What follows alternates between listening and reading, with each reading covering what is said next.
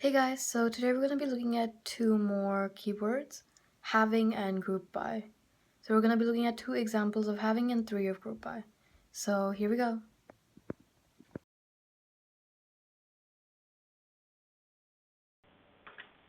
Okay, so we're going to be looking at having and group by.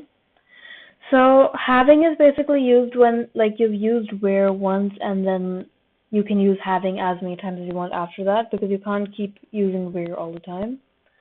So here we have two examples of having, and then we're going to be looking at group by.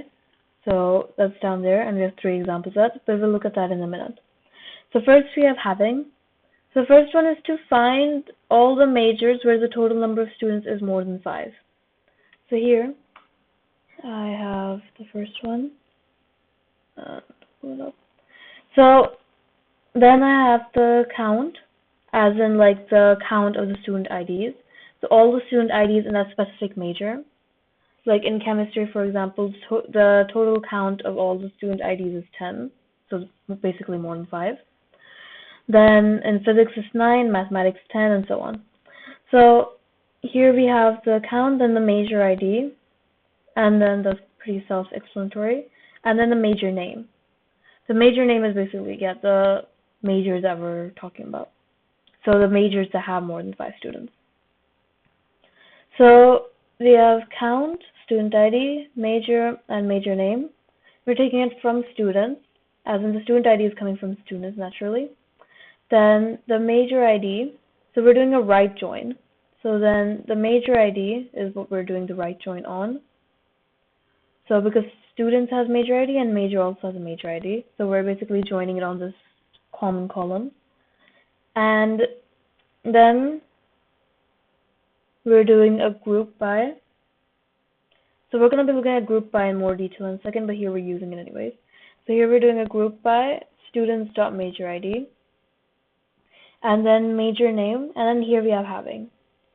So having count of the student ID is greater than 5. Then next we have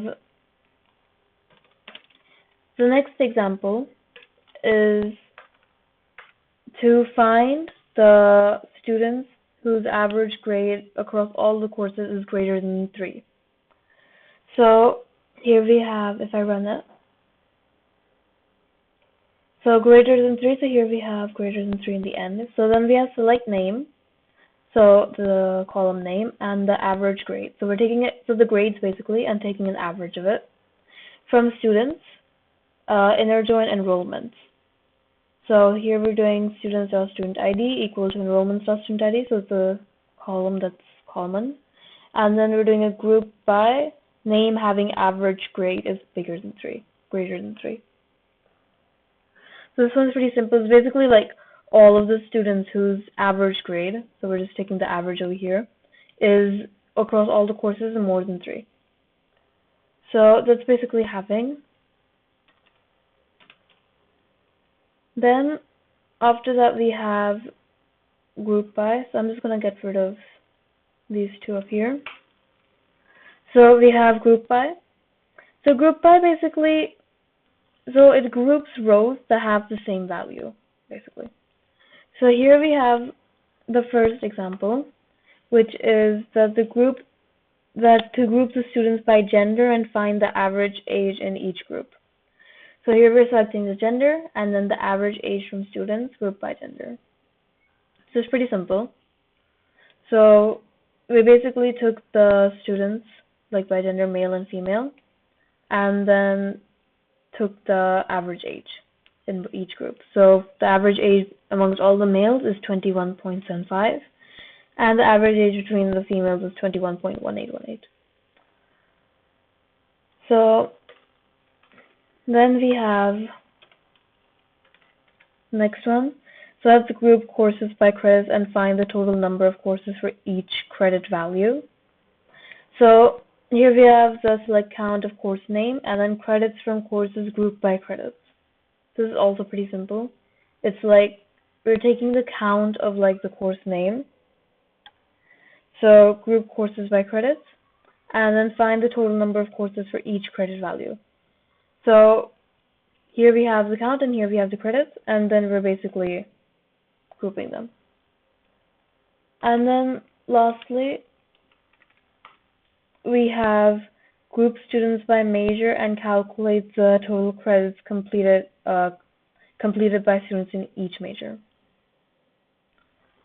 So then here we're basically grouping like all the students by major, and then the total credits. So this is like the sum of the credits, and so this is like we're grouping it by all the majors, and then the sum of the credits. So that was an example, but here we have, for example, physics. So the sum of all the students' credits is 587. So like that, all of them. So then here we have select major name, and then the sum of the total credits from students, left join majors. And then we're doing the join on major ID again. And then we're doing group by students dot major ID and then major name. So again, this one's pretty simple. But what group by basically does is that it groups the rows that have the same value.